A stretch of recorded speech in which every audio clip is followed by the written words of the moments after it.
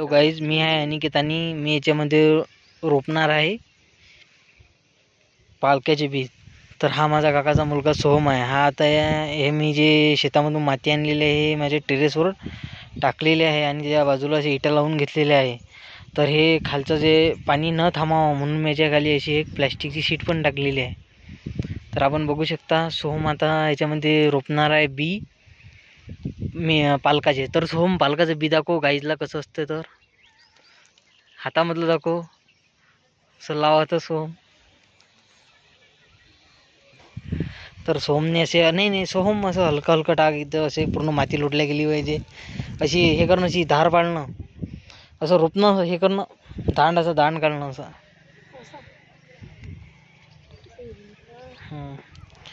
तर आपण बघू शकता सोहम आता याच्यामध्ये पालकाचं रोपण करणार आहे.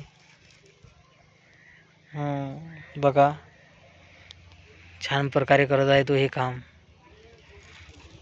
ओके, तर हे निघाल्यानंतर नेक्स्ट ब्लॉग येणार आहे. धन्यवाद.